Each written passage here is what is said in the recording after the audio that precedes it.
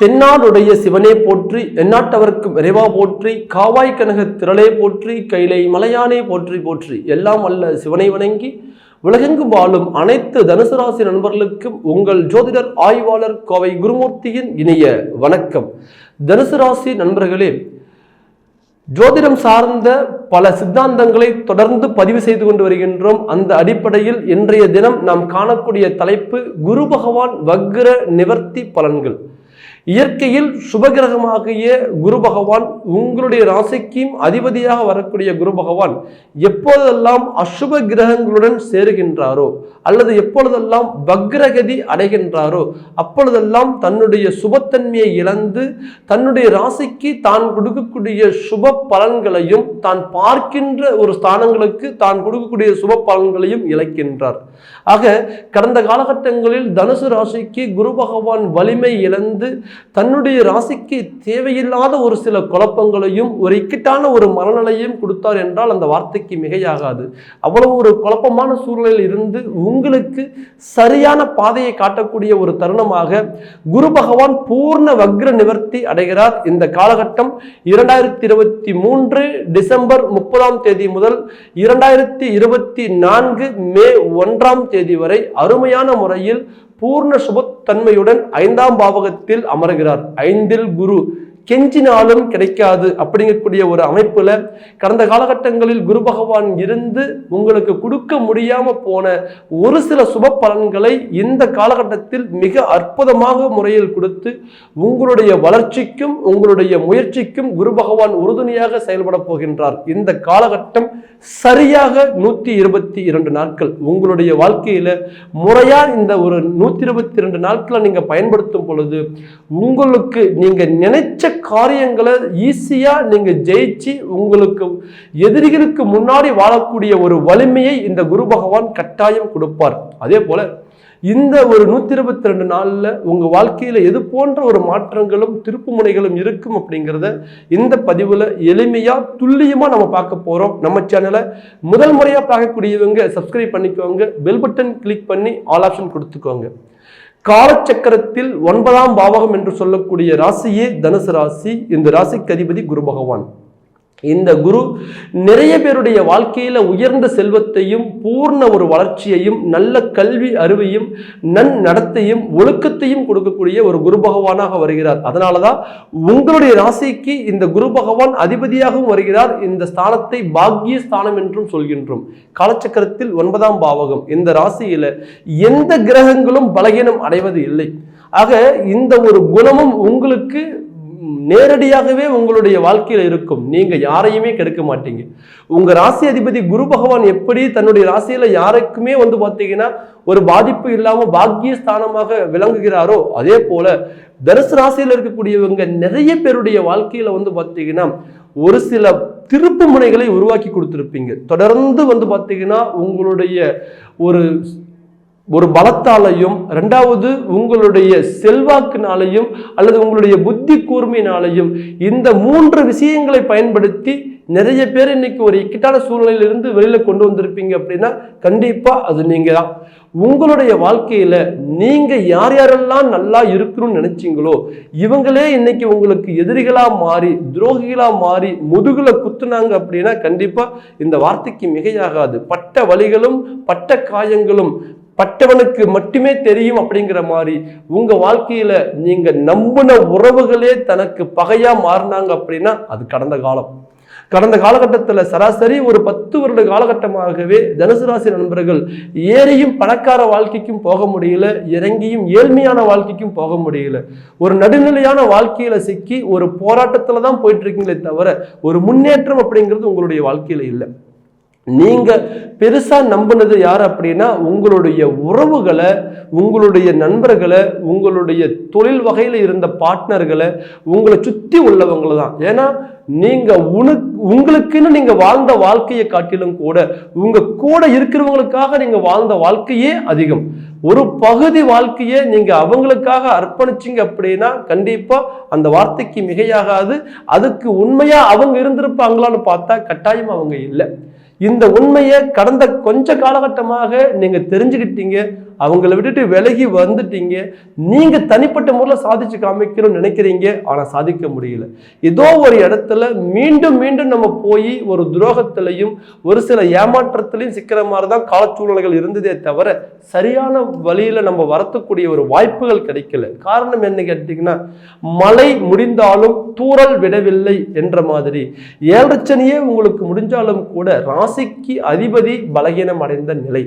ஜென்ம ராசியில் இருக்கக்கூடிய குரு பகவான் அவர் 5ஆம் பாவகத்தில் அமர்ந்த நாள் முதலே ராகுவுடைய பிடியில போய் சிக்கினார். அதுபோல ராகுவுடைய பிடியில சிக்கி அவருடைய சுபத்தன்மையை அவர் இறந்த நாள் முதல்ல இருந்து உங்களுக்கு கொடுக்கக்கூடிய சுப பலன்களை அவர் கொடுக்க முடியாத நிலைக்கு ஆளானார். ஆக தொடர்ந்து பார்த்தீங்கன்னா உங்களுக்கு இந்த 10 வருஷ காலகட்டமாக ஒன்று போனா ஒன்று எல்லாமே பிரச்சனையிலேயே போயிட்டு இருக்கே தவிர ஒரு விடிவு காலம் அப்படிங்கிறது உங்க வாழ்க்கையில இல்லை.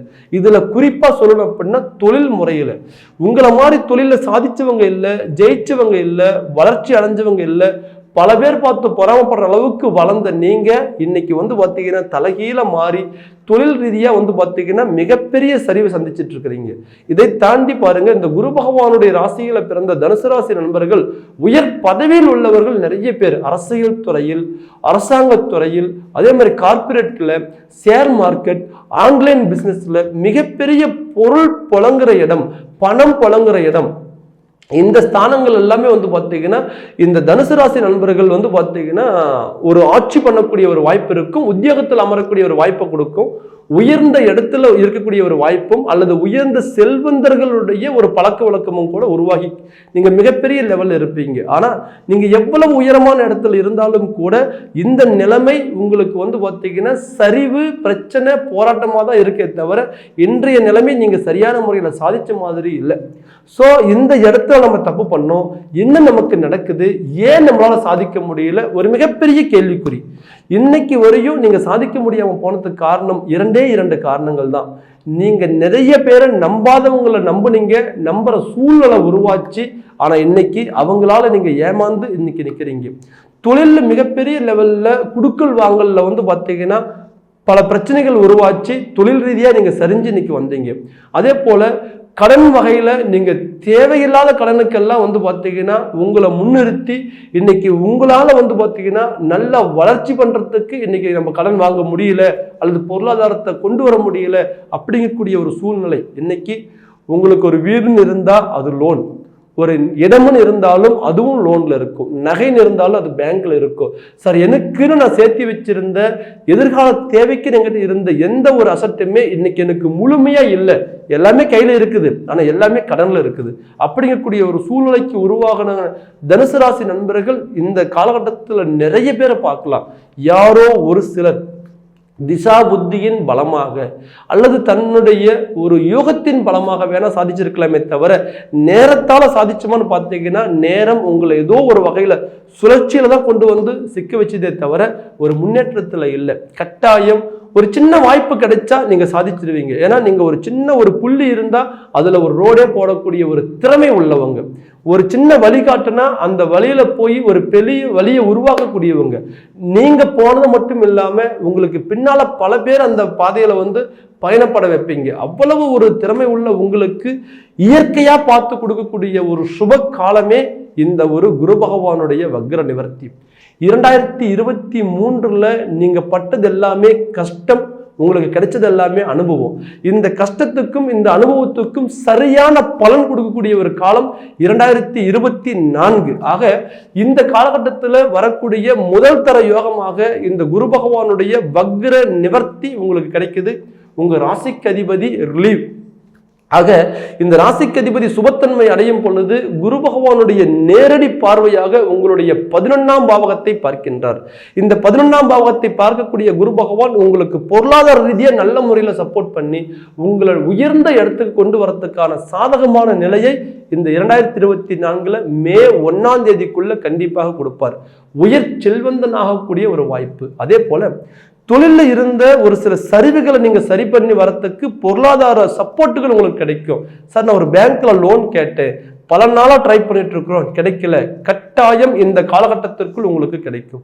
அதே போல சார் என்னுடைய பணம் வெளியில தேங்கி நிக்குது, எங்களுக்கான வாய்ப்புகள் அமையல, அது வரமாட்டேங்குது அப்படிங்கக்கூடிய ஒரு நிலையில உள்ளவர்களுக்கு உங்களுடைய பணம் உங்க கைக்கு வந்து சேரும். கொடுத்த இடத்துல நம்பிக்கையா நான் நடந்துகிட்டேன் சார், ஆனா எங்கிட்ட வாங்கினவங்க யாருமே உண்மையா இல்லை, எவ்வளவோ பணத்தை நான் வெளியில கொடுத்து இன்னைக்கு ஏமாந்து நிக்கிறேன் அப்படிங்கக்கூடியவங்களுக்கு இழந்த பணத்தை மீண்டும் பெறக்கூடிய ஒரு தருணமாக இந்த தருணம் உங்களுக்கு குரு பகவான் 11ஆம் பாவகத்திற்கு பலம் சேர்க்கின்றார்.